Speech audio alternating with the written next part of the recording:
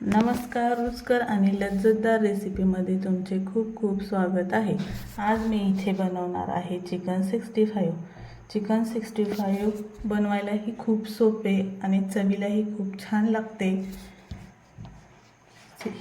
Non veg खाणाऱ्यासाठी हा खूप आवडीचा पदार्थ आहे। चला तर आपण बनवूयात। इथे मी अर्धा किलो चिकन घेतलेले आहे। ते मी आता स्वच्छ धुवून घेतले। त्याच्यामध्ये अर्धा चमचा हळद, 2 चमचे धनिया पावडर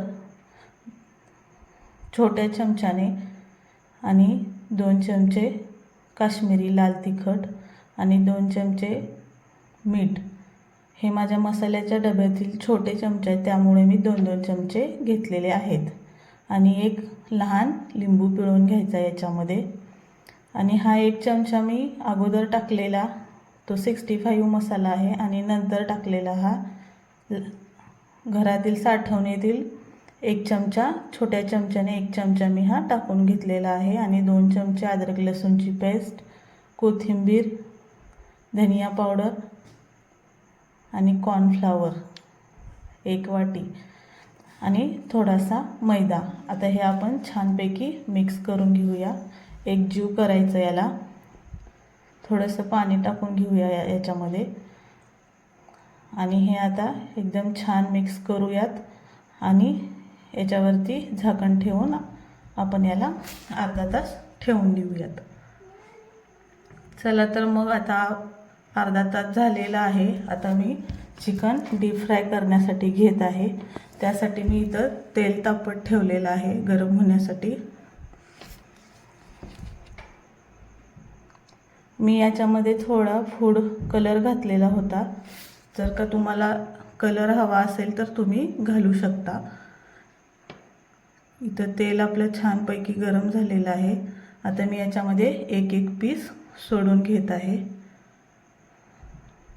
तुम्ही चिकन 65 बनवण्यासाठी बोनलेस चिकन हे वापरू शकता। मी आपलं रेग्युलर चिकन घेतलेलं आहे।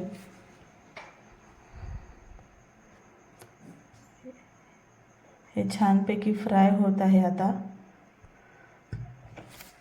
एकदम क्रिस्पी आणि छान झालेला आहे। मी आता हे असे काढून घेते। छान असे क्रंची असे क्रिस्पी होईपर्यंत छान फ्राय करून घ्यायचे। आणि आता ही दुसरी बॅच पण मी इथं फ्राय करत आहे। ही सुद्धा माझी फ्राय करून झालेली आहे। हे मी काढून घेते। बघू शकता तुम्ही किती छान दिसते हे चिकन। कलरही याचा खूप छान आलेला आहे। रेसिपी तुम्हाला आवडली असेल तर लाईक करा आणि कशी वाटली ती कमेंटमध्ये नक्की सांगा। थँक्यू।